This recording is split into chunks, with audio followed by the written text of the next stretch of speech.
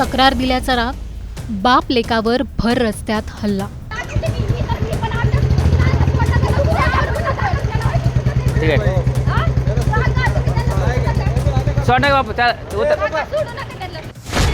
पहिले घरात घुसले, आता रस्त्यात रोखलं। तू चावी घेतलीस काढून आलं नाही।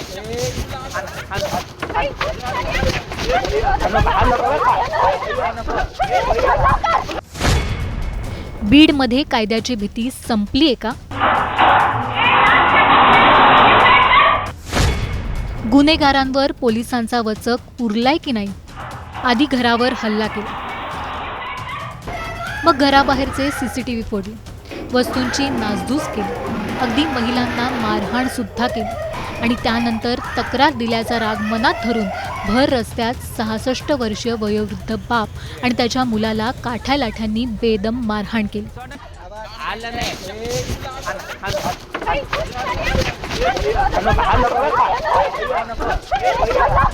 हा एखाद्या मूवीमधला सीन नाहीये, तर हे घडलंय बीड शहरात। हे आहे बीड शहरातील धक्कादायक वास्तव।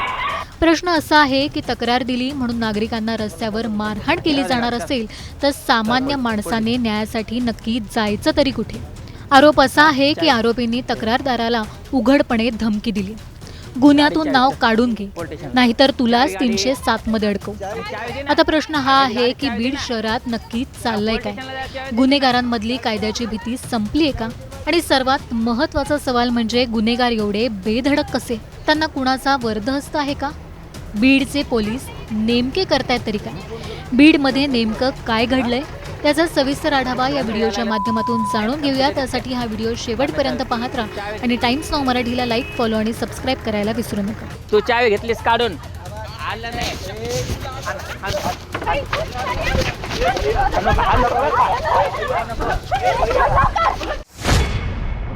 बीड शहरातून पुन्हा एकदा दहशतीची घटना समोर आली। शहरातील व्यावसायिक सदाशिव कोकाट आणि त्यांचा मुलगा हे दोघे बाईकवरून हॉस्पिटलला जाण्यासाठी निघाले होते। सदाशिव कोकाट यांची पत्नी विजयमाला हॉस्पिटलमध्ये दाखल असल्याने ते दोघे डबा घेऊन जात होते। हे दोघेही बाईकवरून गणपती मंदिराजवळ आले आणि पाठीमागून एक भरधाव स्कूटी त्यांना आडवी घालण्यात आली। स्कूटी अचानक समोर आल्याने मुलाने इमर्जन्सी ब्रेक दाबून बाईक थांबवली आणि स्कूटीवरून आलेल्या 2 तरुणींनी कोकाट यांच्या बाईकची चावी काढून घेतली। गाडी चावी पोलीस स्टेशनला चावी गाडी चावी दे ना, ह्याची गाडी चावी दे ना, पोलीस स्टेशनला जायला चावी द्यायची ना।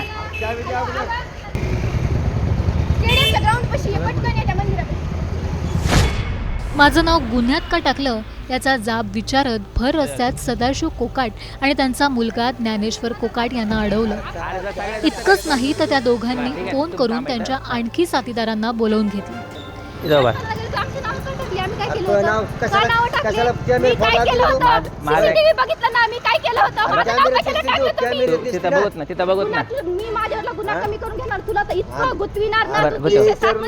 तुम्ही उभा राहील, काय करत नाही, काय हे सगळं सुरू असताना तिथे बरेच लोक उपस्थित होते जो हा सगळा ड्रामा बघत होते। त्यांनाही या तरुणींनी धमकी दिली।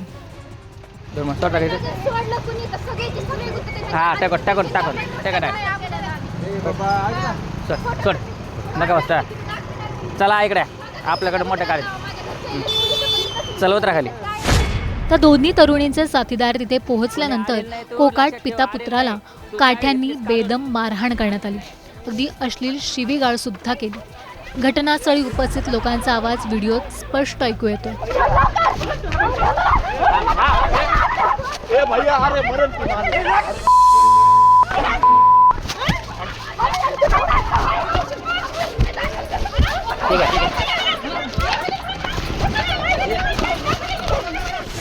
या मारहाणीत कोकाट पिता पुत्र गंभीर जखमी झाले। त्यांच्यावर जिल्हा रुग्णालयात उपचार सुरू आहेत। या सगळ्या प्रकरणामुळे बीड शहरात सध्या दहशतीचं वातावरण आहे। पण ही मारहाण नक्की का करण्यात आली याला 11 तारखेला घडलेल्या घटनेची पार्श्वभूमी आहे। ती घटना नेमकी काय हे जाणून घेऊया। मारहाणीच्या घटनेच्या 5 दिवसांआधी म्हणजेच 11 फेब्रुवारीला पेठ बीड भागात सदाशिव कोकाट यांच्या घरावर दगडफेक करण्यात आली होती। लाठ्याकाठ्यांनी सीसीटीव्ही कॅमेरे फोडण्यात आले आणि सदाशिव यांच्या पत्नी विजयमाला कोकाट यांना मारहाण करण्यात आली। या घटनेचा सीसीटीव्ही व्हिडिओही समोर आला होता। या प्रकरणी पेठ बीड पोलीस ठाण्यात 6 आरोपींविरोधात गुन्हा दाखल आहे। याच गुन्ह्यात माझं नाव का टाकलं असा जाब विचारत कोकाट आणि त्यांच्या मुलाला रस्त्यात अडवून मारहाण केली। कोकाट कुटुंबाच्या म्हणण्यानुसार समोरच्या घरात बेकायदेशीर व्यवसाय सुरू होता, त्यामुळे त्यांच्या घरावर सुरक्षेसाठी बसवलेल्या सीसीटीव्ही कॅमेऱ्यामुळे शेजारच्या लोकांना अडथळा निर्माण होत होता। गेल्या 3 वर्षांपासून आम्हाला सातत्याने त्रास दिला जातोय।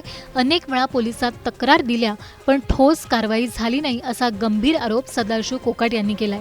या दोन्ही हल्ल्यांमध्ये कोकाट कुटुंबातील तिघेही जखमी आहेत। सध्या त्यांच्यावर जिल्हा रुग्णालयात उपचार सुरू आहेत। आरोपींना तात्काळ अटक झाली नाही तर आमच्यातील एखाद्याचा जीव जाईल अशी भीती कोकाट कुटुंबाने व्यक्त केली।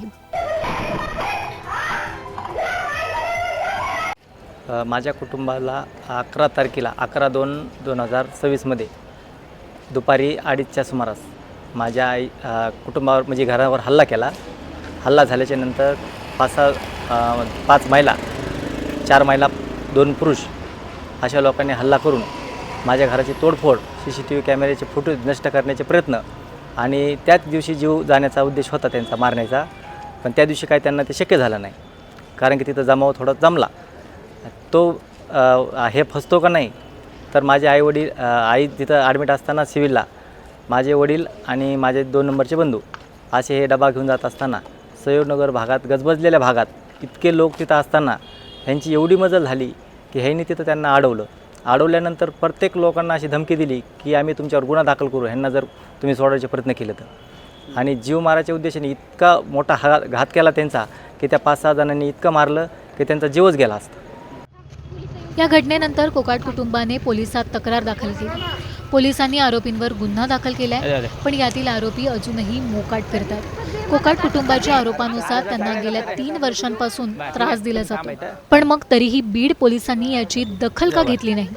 वारंवार धमक्या येऊनही पोलिसांनी कोकाट कुटुंबाला संरक्षण का दिलं नाही? जर तक्रार करणाऱ्यालाच भर रस्त्यात मारहाण होत असेल तर कायद्याचं राज्य नक्की कुठे आहे?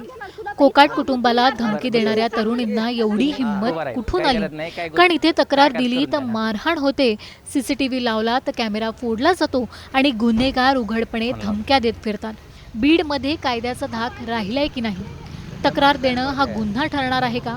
आणि सर्वात महत्त्वाचं म्हणजे पोलीस कारवाई कधी होणार? तुम्हाला या सगळ्याबाबत नेमकं काय वाटतं? आम्हाला खाली कमेंट करून नक्की सांगा आणि चॅनलला सबस्क्राईब करायला विसरू नका। तू चावी घेतलीस काढून आलं नाही।